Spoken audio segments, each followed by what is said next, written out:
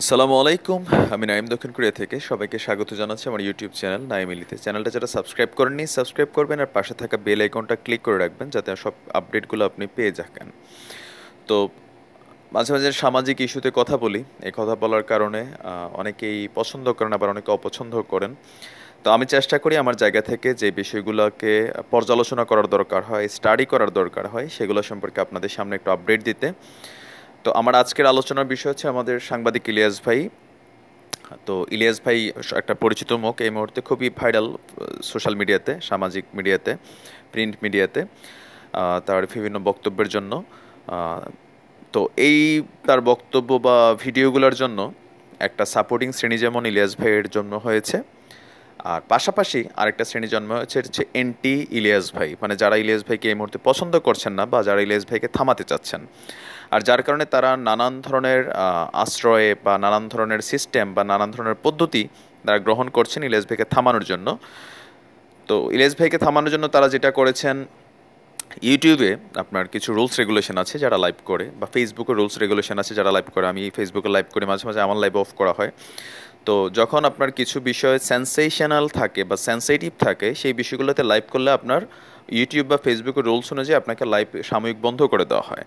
তো এটা শিকার ইলিয়াস ভাই হয়েছেন। এখন কেন আসলে, তো এখানেই শুধু সীমাবদ্ধ না। ইলিয়াস ভাই লাস্ট ওনার একটা ভিডিও আপলোড করেছেন অন্য একটা চ্যানেল থেকে বা অন্য আইডি থেকে, যে তাকে প্রাণনাশের হুমকি দেওয়া হয়েছে, নামে বেনামে নানান জায়গা থেকে তাকে আপনার মেরে ফেলার হুমকি, গুম করার হুমকি বা হেনস্থা করার হুমকি বা দেখে নেওয়ার হুমকি যেটা আসতেছে। তো ভারত থেকে অনেকে ফোন দিয়ে ওনাকে গালাগালি করতেছে। এগুলো আসলে ওনার জন্য কেন হচ্ছে? এখন আমি আমার ব্যক্তিগত যুক্তি তর্ক মতামত সবসময় আপনাদের সামনে উপস্থাপন করে থাকি। আপনার সাথে আমার যুক্তি তর্ক মতামত যে মানতেই হবে এমন কথা না, আমি জাস্ট আমার জায়গাটা ক্লিয়ার করি। যদি আপনার কাছে আমার যুক্তি তর্ক মতামত ওকে হয় তাহলেও কমেন্ট করবেন, যদি নাও হয় তাহলেও কমেন্ট করবেন, তবে গালাগালি করেন না আর কি ভাই, গরিব মানুষ। ইলিয়াস ভাই শুধু না, সমাজে আপনি যখন সমাজের দুর্নীতি, রাজনৈতিক ব্যক্তিত্ব এবং কি হচ্ছে ক্ষমতাসীন দল, এইসব বিষয়গুলো নিয়ে বা ধর্মীয় অনুভূতি, এইসব বিষয়ে যারা লাইভ করে কথা বলে, যারা পাবলিক মিডিয়া হয়, সেলিব্রিটি হয়, তারা তাদের পিছনে এক ধরনের অদৃশ্য শত্রু তৈরি করে। এই অদৃশ্য শত্রুটা কেন তৈরি হয়? আমি যখন কারো দুর্নীতির বিরুদ্ধে কথা বলবো, ওই সেক্টরের সাথে জড়িত সকল ব্যক্তিদের কাছে আমি কিন্তু একজন শত্রু হিসেবে পরিণত হবে, কারণ আমার কারণে তারা এক্সপোজ হয়ে যাচ্ছে, মানুষের সামনে চলে আসছে, দুর্নীতি অনেক সময় সাজা পাচ্ছে, তো আমার পিছনে একটা গোষ্ঠী তৈরি হয়ে যাবে। এখন ইলিয়াস ভাইকে আসলে কারা আসলে টার্গেট করছে, কারা তাকে প্রাণনাশের হুমকি দিচ্ছে, আমি একটু বিস্তারিত যাব। আমার দৃষ্টিতে তিনটা কারণ, যে এই তিনটা পক্ষের যে কোনো একটা পক্ষ ইলিয়াস ভাইয়ের পিছনে আছে, আর ইলিয়াস ভাই এই তিনটা পক্ষ নিজের অজান্তে তৈরি করে ফেলেছেন বা উনি জেনে শুনে তৈরি করছেন। এখন কারা সেই তিনটা পক্ষ? নাম্বার ওয়ান হচ্ছে পলিটিক্যাল, রাজনৈতিক প্রতিপক্ষ।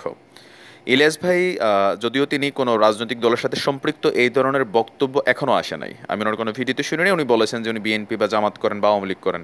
আর যেহেতু তিনি আওয়ামী লীগ সরকার এবং আওয়ামী লীগের নেতা মন্ত্রী, আহ, তারপর হচ্ছে কর্মীদের গালাগালি করেন, কুত্তার বাচ্চা শুয়োরের বাচ্চা বলেন, প্রধানমন্ত্রী শেখ হাসিনাকে গালি দেন বা ওনাকে নিয়ে নেগেটিভ কথা বলেন, তো স্বাভাবিকভাবেই যারা আওয়ামী ঘরানার রাজনীতি করে, যারা আওয়ামী লীগের কর্মী আছেন, নিবেদিত প্রাণ কর্মী আছেন, তাদের কাছে জিনিসটা কিন্তু হজম হবে না।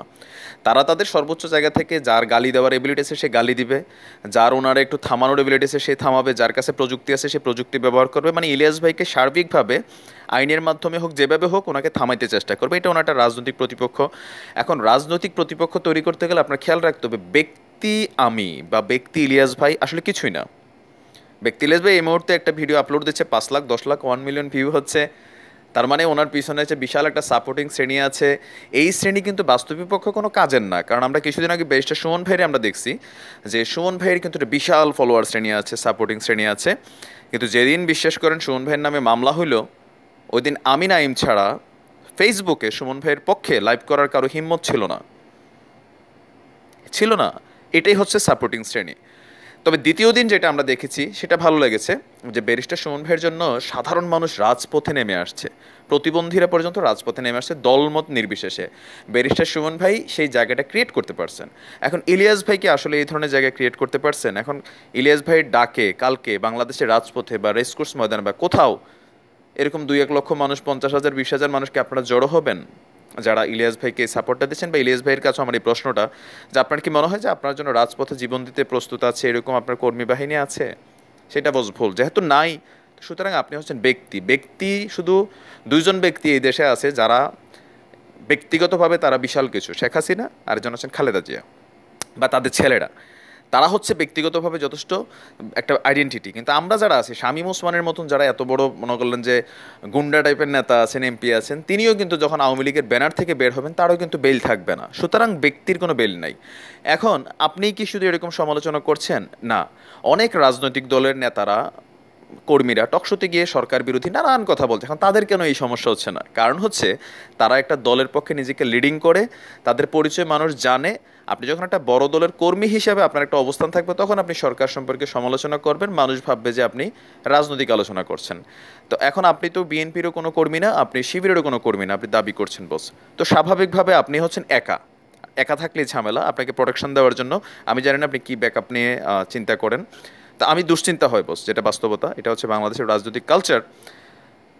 তো এটা একটা পক্ষ হইতে পারে, পলিটিক্যাল পক্ষ এটা হইতে পারে আওয়ামী লীগের বা আওয়ামী লীগের অঙ্গ সংগঠনগুলোর যাদের রাজনীতির বিরুদ্ধে আপনি কথা বলেন বা যেসব এমপি মন্ত্রীর বিরুদ্ধে কথা বলেন, এটা একটা পক্ষ হইতে পারে। সেকেন্ড হচ্ছে আরেকটা পক্ষ হইতে পারে আপনার ধর্মীয় গোষ্ঠী। আপনি ইসলামের একজন খ্যাতমতকারী, আপনি ইসলামের পক্ষে কথা বলেন, আলহামদুলিল্লাহ, আল্লাহ আপনাকে তৌফিক দেখ। কিন্তু আপনি ইসলামের পক্ষে কথা বলতে গিয়ে যেটা হয়, আপনি যখন একটা ধর্মের পক্ষে কথা বলবেন, আমি যখন ইসলাম সম্পর্কে কথা বলবো, যারা আমার অমুসলিম ভাইরা আছেন, হতে পারে হিন্দু, বৌদ্ধ, খ্রিস্টান, যে ধর্মেরই থাকুক, তার কাছে কিন্তু ভালো লাগবে না। তার কাছে কোথাও না কোথাও মনে হবে যে দেখো সে ইসলামের পক্ষে কথা কয়, তার আমার ভালো লাগে না। তো তার মানে হচ্ছে আপনি যখন ধর্মের পক্ষে, ইসলামের পক্ষে কথা বলতে যাচ্ছেন, তখন আপনার পিছনে অমুসলিমদের একটা দল যারা ভারী হচ্ছে। আর যখন আপনি অমুসলিমদের ধর্মকে নিয়েই সরাসরি আপনি কি বলে আঘাত করবেন, আপনি কিন্তু বস জেনে হোক না জেনে হোক, আমি জানি না, হয়তো কোনো কোনো ক্ষেত্রে আপনি অনেক কমেন্টের রিপ্লাই দিতে গিয়ে আপনি সেন্টিমেন্টাল হয়ে যাচ্ছেন, আপনি আপনার ব্যালেন্সটা রাখতে পারছেন না। তো সেই ক্ষেত্রে আপনি হিন্দু ধর্ম নিয়েও কয়েকটা কটু কথা বলেছেন। আপনার খেয়াল থাকা উচিত যে ব্যারিস্টার সুমন ভাইয়ের মতন মানুষ শুধু তার আইডি থেকে নিজে দেন নাই, এরকম একটা স্ট্যাটাসের এগেনস্টে কিন্তু মামলা হয়ে গিয়েছিল।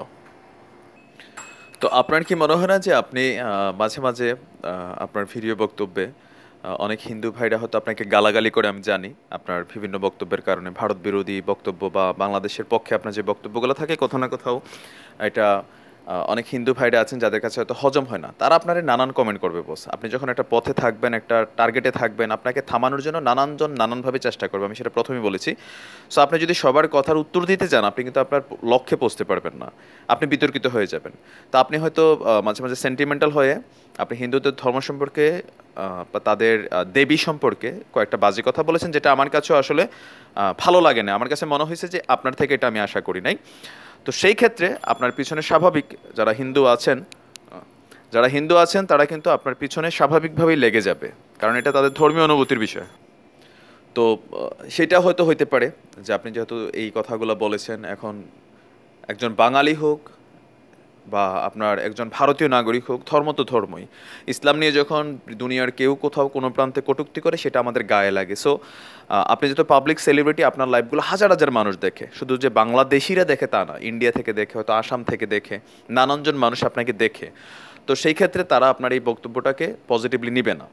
এটা হচ্ছে, তো হিন্দুদের মধ্যে অনেক উগ্রপন্থী হিন্দু আছে যারা আপনি দেখেন যে প্রকাশ্যে ভারতের মুসলমানদেরকে হত্যা করা হয়। সো আর উগ্রপন্থী হিন্দু দলটাই কিন্তু ক্ষমতাতে, বিজেপির। তা আপনার এই বক্তব্যগুলো অবশ্যই ভারতের অনেক মানুষ দেখে, বাংলা ভাষাভাষী অনেক মানুষ। তো সেইখান থেকে আপনার পিছনে হয়তো লাগতে পারে।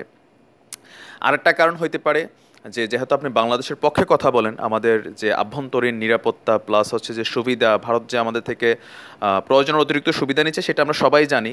রাজনৈতিক কারণে আসলে সরকার দিচ্ছেন, সেটা খুব বাস্তবতা এই দেশে। তো সেটার পক্ষে যখন আপনি কথা বলছেন, ভারতের একটা শ্রেণী আপনার বিপক্ষে কিন্তু তারা দাঁড়িয়ে যাচ্ছে। এটা একটা মানুষ হইতে পারে যে উগ্রপন্থী হিন্দুবাদী সংগঠন অথবা কট্টর ভারতীয়দের মধ্যে কেউ আপনাকে এই থ্রেটটা দিতে পারে। আর থার্ড হচ্ছে ইস্কন। এই ইস্কন নিয়ে আমি একটা ভিডিও বানাবো, যারা আমার চ্যানেলে আছেন, আমি এটাকে ইলিয়াস ভাই এটাকে এক্সপোজ করেছে, আমিও করব। তো ইস্কনটা বেসিক্যালি আসলে কি, আমি একটু ছোট করে এখানে বলে দিই। ইস্কনটা হচ্ছে, ধরেন আমাদের মুসলমানদের মধ্যে যেমন তাবলিগ জামাত আছি না, আমরাও কিন্তু বিশ্বের বিভিন্ন দেশে গিয়ে আপনার যারা কি বলে নাস্তিক আছেন অথবা অমুসলিম আছেন, তাদেরকে আমরা মুসলমান বানানোর জন্য যে দাওয়াতি কাজ করি, তো ইসকন হচ্ছে ওই টাইপেরই সংগঠন, বাট এটা অনেক অ্যাডভান্স, অনেক স্ট্রং। আপনার এটার হেডকোয়ার্টার হচ্ছে নিউ ইয়র্কে। বিশ্বের প্রায় 55টি দেশে তারা কিন্তু তাদের কার্যক্রম চালায়, আর তারা আর্থিকভাবে যথেষ্ট এস্টাবলিশড তাদের শিক্ষা প্রতিষ্ঠান, ব্যবসা বাণিজ্য প্রতিষ্ঠান ইসকনকে চালানোর জন্য। তো ইভেন বাংলাদেশে এটা 1975 সালে দুজন কানাডিয়ান নাগরিকের মাধ্যমে এটা বাংলাদেশে ঢুকার পরে এটা ভারতের থেকে খুব বেশি স্ট্রংলি বাংলাদেশে কিন্তু এই মুহূর্তে এটা বিরাজমান। কিছুদিন আগে আপনারা চট্টগ্রামে যে হরেরাম হরেরাম বলে বাচ্চাদেরকে প্রসাদ খাওয়ানোর দৃশ্য দেখেছেন, তো সেই ইসকন তারা কিন্তু বাংলাদেশে আপনার আশ্রয় প্রশ্রয় পেয়েছে রাজনৈতিক কারণে, ঠিক আছে, কারণ এখানে ধর্ম নিয়ে রাজনীতি হয়। তো এই ইসকন শ্রেণীটা কিন্তু খুব শক্ত, তারা আর্থিকভাবে যথেষ্ট ডেভেলপড, তারা আপনার ইন্টারন্যাশনালি অর্গানাইজড। তো আপনি যখন ইসকনকে এক্সপোজ করছেন বস, কোথাও না কোথাও ইসকনের যারা লোক আছে তাদের মধ্যে উগ্রবাদী লোক অবশ্যই আছে। ইসকনটা কিন্তু বেসিক্যালি মূল বেদান্তবাদী যে হিন্দু ধর্ম সেটার মতো না, এখানে কিন্তু একটু পার্থক্য আছে, যার কারণে এটা ভারতে কিন্তু খুব জায়গা পায় নাই, কিন্তু অন্যান্য দেশগুলোতে এটা জায়গা পাচ্ছে। তো যার কারণে আপনার এই ইসকনের মধ্যে থেকে একটা শ্রেণী হয়তো আপনার প্রতিপক্ষ হইতে পারে। এই তিনটা শ্রেণী আমার দৃষ্টিকোণ থেকে আপনাকে হয়তো, আপনি যেহেতু নাম বলেন নাই কে দিয়েছে, আমার ধারণা যে এরকম হতে পারে আপনি এই তিন শ্রেণীর কারো টার্গেটের শিকার। এখন বস আসলে আপনার কি করা উচিত? ইলিয়াস ভাই, ভালোবাসি সৎ সাহসিক সাংবাদিক মানুষগুলো সমাজে বেঁচে থাকুক, আপনারা আমাদের বাঁচার অনুপ্রেরণা। আপনাদের সমস্যা হলে আসলে আমাদেরও খারাপ লাগবে, বা আমরাও সত্য কথা বলতে, উচিত কথা বলতে আমরাও হয়তো ভয় পেয়ে যাব। কিন্তু আপনার আসলে যেটা করা উচিত, আপনি এখানে একটা আপনার পরিচয় আমার মনে হয় এখন আপনার প্রকাশ করা উচিত যে আপনি আসলে কোন দলের লোক। কারণ আপনি বিভিন্ন সময় আপনার বক্তব্যের মাঝে বলেন যে আমাদেরকে একত্রিত হইতে হবে, অর্গানাইজড হইতে হবে, বিচ্ছিন্ন থাকা চলবে না। এখন আমাদেরকে বলতে আপনি কাদেরকে বোঝাচ্ছেন? যেহেতু আপনি বিএনপির রাজনীতি করেন না, আপনি জামাত শিবিরের রাজনীতি করেন না, আওয়ামী লীগের রাজনীতি করেন না, তার মানে আপনার কি আলাদা কোনো টিম আছে? আমার দৃষ্টিতে আমি যতগুলো মানুষকে চিনি আপনার অন্ধভক্ত সবাই কোথাও না কোথাও বিএনপি জামাতের কর্মী। তো সাধারণ মানুষ হিসেবে আমি হয়তো ভেবে নেই যে আপনি বিএনপির কর্মী অথবা শিবিরের কর্মী, যদি আপনি এটা অস্বীকার করেন, কিন্তু আপনার অ্যাক্টিভিটিসটাতে মানুষ এটা ভাবে। অথবা আপনি যদি নাই হন, আপনি যেহেতু বলেন, তাহলে আপনি আসলে কাদেরকে নিয়ে একত্রিত হতে চাচ্ছেন, কাদেরকে নিয়ে ধর্মের বিরুদ্ধে অধর্মের যুদ্ধকে আপনি জয় করতে চাচ্ছেন, আর বাংলাদেশ নিয়ে যে চক্রান্ত হচ্ছে সেটাকে রুখে দিতে চাচ্ছেন। আমরাও চাচ্ছি বাংলাদেশ নিয়ে যে কোনো চক্রান্ত আমরাও মানব না। আমরা বাঙালি যত কিছু হই, দেশের বিষয় যখন আসে আমরা কিন্তু দলমত নির্বিশেষে এক হয়ে যাই, সেটা প্রিয়া সাহার ক্ষেত্রে আমরা প্রমাণ করে দিচ্ছি। আমরা বাঙালি পোলাপাইন এতটা লেদাইন না, পোলাপাইন না যে বস আমরা আসলে থেমে যাবো। যদি ওইরকম কিছু হয়, ইনশাল্লাহ দেশের প্রয়োজনে হাজারো মানুষ আছে যারা আমরা ইনশাল্লাহ জীবন দিতে প্রস্তুত আছি। কেউ থাকুক না থাকুক আমি আছি, কারণ আমি অন্ধভক্ত না কারো, আর আমি আবেগে কথা বলি না, আমি যুক্তিতে কথা বলি। যার কারণে অনেক মানুষ আছেন যারা আবেগে চলেন, তাদের কাছে আমার কথাগুলোতে খারাপ লাগে, তারা আমার গালাগালি করেন, বকাবকি করেন, দালাল বলেন, এই বলেন সেই বলেন। তা আমি আবারও বলছি ইলিয়াস ভাই, আমি আপনার প্রতিপক্ষ না, আমি আপনার শত্রু না, আমি জাস্ট আপনার শুভাকাঙ্ক্ষী। কারণ আমিও আপনার পথেরই একজন পথিক, দুর্নীতি নিয়ে কথা বলতে ভালোবাসি, অন্যায়ের বিপরীতে কথা বলি। তো সেই কারণে মাঝে মাঝে আমারও ঝামেলা হয়। তো তারপরে আমি এখনও ট্র্যাকে আছি, আর আমি চাই যে আপনি আপনার অবস্থানটা ক্লিয়ার করবেন যাতে আমরা বুঝতে সুবিধা হয়, বা যারা আপনার শত্রু আছে তারাও যাতে বুঝতে সুবিধা হয় ইলিয়াস একা না। আপনি যখন শুধু ইলিয়াস, আপনার একটা ঝামেলা করতে কোনো সমস্যা নেই, কিন্তু আপনি যখন আওয়ামী লীগের ইলিয়াস, বিএনপির ইলিয়াস, জামাত শিবিরের ইলিয়াস, তখন কিন্তু যারা আক্রমণ করবে ভেবে চিন্তে করবে যে ইলিয়াসকে আসলে থামানো কতটা সহজ হবে, ইলিয়াসের পিছনে কে আছে। আমরা সবাই পিছনে একটা ব্যাকআপ চাই। তো আপনার ব্যাকআপটা এখনও ক্লিয়ার না, আমি আশা করবো আপনি এই ব্যাকআপটা আপনার প্রয়োজনে আপনি আপনার নিরাপত্তার জন্য আপনি সামনে আনা উচিত। আর আপনি ভবিষ্যতে যখনই আপনি ভিডিও আপলোড করবেন, যখন আপনার লাইভগুলো অ্যাক্টিভ হবে, আপনি খেয়াল রাখতে হবে আপনি আপনার, হ্যাঁ আপনি উচিত কথা বলে একটা দল আপনার বিরুদ্ধে যাবে, তবে কারো ধর্মীয় অনুভূতিতে যদি আঘাত আসে, কোনো একটা রাজনৈতিক দলের বিরুদ্ধে যদি সরাসরি প্রচারণা হয়, তো বস এটা স্বাভাবিকভাবেই আপনার উপরে যে কোনো সময় যে কোনো ঝামেলা হবে। এটা বাংলাদেশের নিয়ম, আর এটার বাইরে কেউই না। আপনি দেখেন তারেক জিয়ার মতন মানুষ যিনি এই মুহূর্তে বাংলাদেশের বাইরে আছেন দীর্ঘদিন যাবৎ, খালেদা জিয়া জেলেবন্দি আছেন, শেখ হাসিনাও জেলেবন্দি ছিলেন, এরশাদ সাহেবও জেলেবন্দি ছিলেন, এগুলো খুব স্বাভাবিক রাজনৈতিক দৃষ্টিকোণ থেকে। তো আপনার আসলে পরিচয়টা, আপনি কি রাজনৈতিক নেতৃত্ব আসতে চাচ্ছেন না কিনা, আপনি নিরপেক্ষ থাকতে চাইলে আপনাকে বিএনপি জামাতেরও সমালোচনা করতে হবে। তাহলে যারা আওয়ামী ঘরনের রাজনীতি করে তারা কিন্তু আপনার সাপোর্টার শ্রেণী হিসেবে আপনি পাবেন। আপনি যদি শুধু আওয়ামী লীগের বিরোধী কথা বলেন তাহলে সবাই আপনাকে বিএনপি জামাতেরই মনে করবে। তো সেটা প্রকাশ্যে পরিচয়টা আপনার এখন আসার সময় হয়েছে আপনার নিরাপত্তার জন্য। তো ঠিক আছে, আজ এই পর্যন্তই। ভালো থাকবেন, সুস্থ থাকবেন, আর যাওয়ার আগে চ্যানেলটা সাবস্ক্রাইব করবেন, আর আপনার মন্তব্য, আপনার মূল্যবান চিন্তা কমেন্টে লিখে যাবেন। আসসালামু আলাইকুম।